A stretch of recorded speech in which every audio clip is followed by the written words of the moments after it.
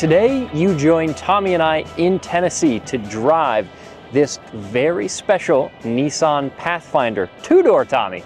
Yeah, Case, this is such a cool day because this is the two-door Pathfinder straight from the Nissan Heritage Collection. They have owned this very car since brand new, and it was even used in some marketing material, some commercials, some ads. How cool is that? Yeah, there's a really cool classic Nissan poster that this is featured in, and it's such a cool Pathfinder. It's got a roof rack up top. It's got actually a pretty decent set of rubber underneath it. It's got tall tires. So let's talk really good. A little bit about the history of the Pathfinder, because these first gens are essentially the Nissan hard body truck with a bit of sheet metal in the back so you don't get wet. Exactly, so it's body on frame. It's based on the D21 hard body, like Tommy said. They first launched in '86, and these went even all the way up to about 2006 in Indonesia, which is pretty interesting. So they produced them for a long while, especially in some markets. 3-liter V6 like this one. There were also some 4-cylinder models, even some markets that had diesels. You get either a 3 or 4-speed automatic, 5-speed manual.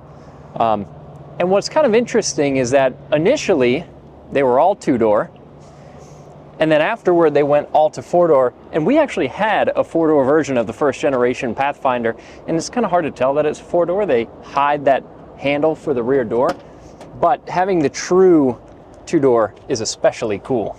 Now, Case, this has a really interesting story, this Pathfinder, because it was built to compete with vehicles like the S10, the Jeep Cherokee, S10 Blazer, sorry, the Jeep Cherokee, and of course the 4Runner, which also launched as a 2-door version, SUV version of the Toyota truck. And the reason that the 2-door was discontinued is starting in 1989, the US government actually changed the rules and regulations surrounding the chicken tax to include 2-door SUVs. Yeah. And that marked the death of the Pathfinder.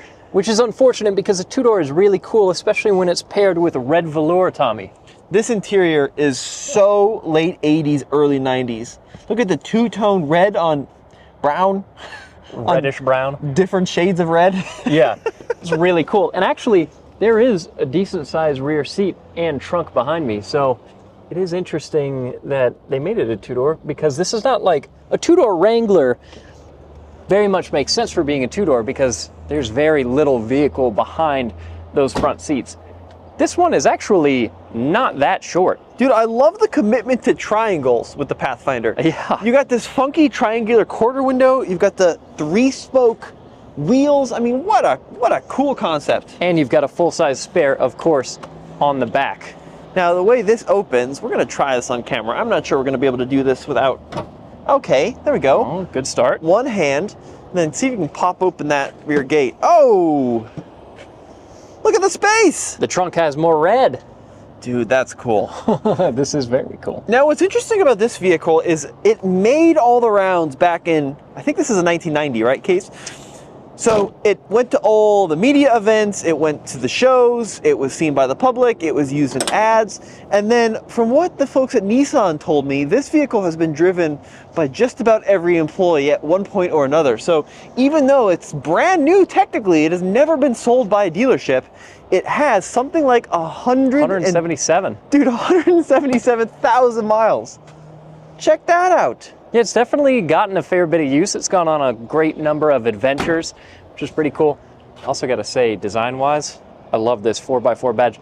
These are really affordable classic vehicles. If you are out there on the market trying to find a cool retro 4x4, even in really good conditions, you can find some of these for less than $10,000. Which is a heck of a lot of vehicle. I mean, look, the Jeep XJ Cherokees, those got really expensive. The Bronco 2s never got expensive because they're terrible. And then, of course, 4Runners got really expensive. But Pathfinders, if you can find one in original condition, still pretty affordable. And I love the way they look stock with these big, chunky balloon-style radial tires. 31s, by the way, from the factory, which is pretty impressive for the early 90s, late 80s. Yeah, and quite a bit of clearance underneath. So if you did want to run some trails in this, you absolutely could. Yeah, usable, reliable, everyday classic. But the question is, what does it drive like? If you are really into the color dark red, I think this 87 Pathfinder is the one for you. One of my good buddies, this is his favorite color. I should send him pictures of it. I don't think there is a more maroon car out there than this. If there is, let us know in the comments, but I doubt it. So we initially thought that this was a 1990. It actually turns out to be an 87, which kind of makes sense because that was really early on in the Pathfinder production. And this was a vehicle that was originally used for a lot of the promotional material and the such. Yeah, which is really cool to get to actually drive it in person, because if you look back, you can find examples of promotional material that use this very truck. Check out this interior. I absolutely adore this. The squared off radio, below the square ashtray, below the square climate control. AC, Tommy. The square AC button. I mean, you can really tell that this was like the era of the square. Yeah, absolutely. And square for a good reason, because this is a macho 4x4. And check out the gauges, Case. So, orange gauges, and these cars actually had two fuel gauges. So you had your main fuel gauge, and then a second fuel gauge that says sub. And what happened was, when your main fuel gauge got to a quarter tank, then that sub fuel gauge would tell you exactly how much fuel you had left with smaller increments. That's pretty smart. That is pretty neat. I also love these shift boots, these old school, very 80s square springy shift boots. What I'm surprised about driving this Pathfinder, so this came from the era of the small box CSUV, Yeah. Bronco 2s, right? XJ Cherokees. And this feels a heck of a lot more car-like than something like a Jeep Cherokee or even something like a first-gen Ford Explorer. That's pretty smooth and easy to drive, and the road manners aren't as top-heavy as something like a Bronco 2, and the suspension's a lot more dialed than a Jeep XJ. It's really pretty nice to drive on the road. While still being body on frame. Yeah, now independent front suspension, right? Yeah. Solid rear axle, in case I am going to dial in something pretty special. See this button right here? Adaptive suspension, ready for sport? Sport mode engaged. It's about the same. Feels exactly the same. Doesn't feel like it's done anything, but it's pretty funny that you do have a couple different suspension modes. True four-wheel drive, by the way. Yeah. 2 high, 4 low. This is a really nice little car to drive. Now, Case, if you were in the market for a Pathfinder, would you want to find one like this two-door, or would you take the practical choice and go for a four-door? I am partial to the two-door. I think it looks really cool, even though the four-door does look two-door-ish. I love the fact that this is a two-door SUV. It's something that we almost never see these days, even though they are still made. Mm-hmm. It's just very rare. And something about this being a two-door makes it feel a little bit more special, especially when it's paired with the red velour.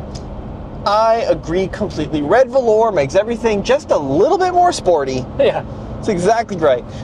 Look, guys, this is a really great, affordable, daily drivable classic car that you can pick up for not that much money. What do we think? Probably in this condition, 5 to maybe 8 grand? If that.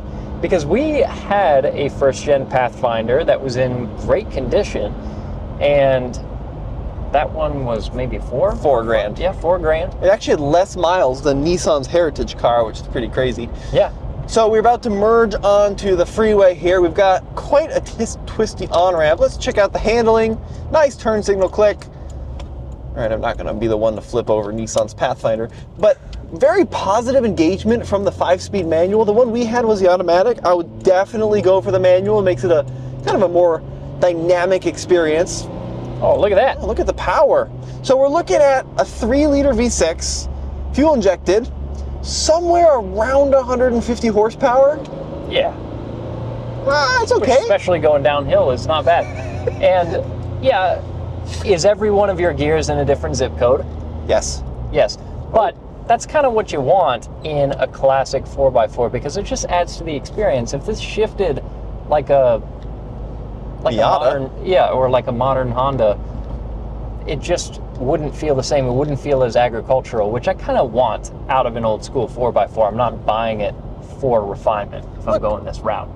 Yeah, right. And the cool thing is, I am pretty blown away with how refined this is. I mean, I think this is a more refined experience than a Gen 1 4Runner, partly because, of course, you can pull the roof off a Gen 1 4Runner. Yeah. And that certainly doesn't help from the refinement standpoint. All right, merging onto the highway here. Let's see how the oomph is. okay? Oh, it's not so bad. Well, Listen, there's a school bus there's a there. school bus. We'll let the kids live, and then we'll try that again. You can't pull the roof off of this one, but we do have the sunroof that tilts up. And I think it even pops out. Yeah, which is pretty sweet. This was a cool era, right? This was when an SUV was meant to go to the beach, right? It was meant to do some rock crawling. This is from the era of SUVs where you had to have a little bit of hair on your chest to drive one because you needed four-wheel drive to get to Walmart. Yeah, absolutely. Right?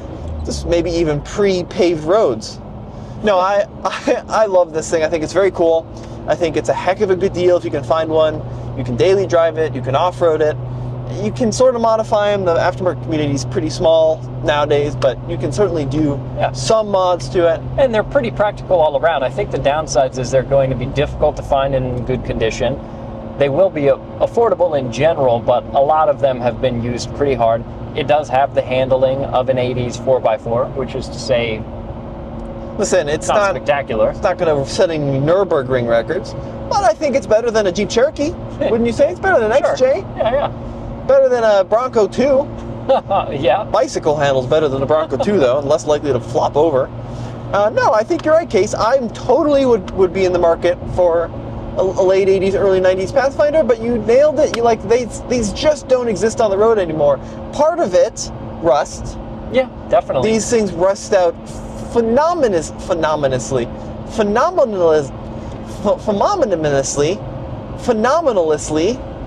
That's not a word. Phenomenally fast. And yeah, they, especially in like the Midwest, they just got eaten away because they were four-wheel drive used in the winter. But if you can find a rust-free early Pathfinder. Yeah, and because they have been generally affordable, they've definitely, a lot of them have been maintained on a tight budget. Yep, so that's true. It would be difficult to find a really good one. But if you can, do it. That's a gem, and it's worth it. Well, folks, let us know what you think of the Gen 1 Pathfinder in the comments section below. And as always, it's been Tommy. In Case. See you next time. Head over to alltfl.com for more classics videos.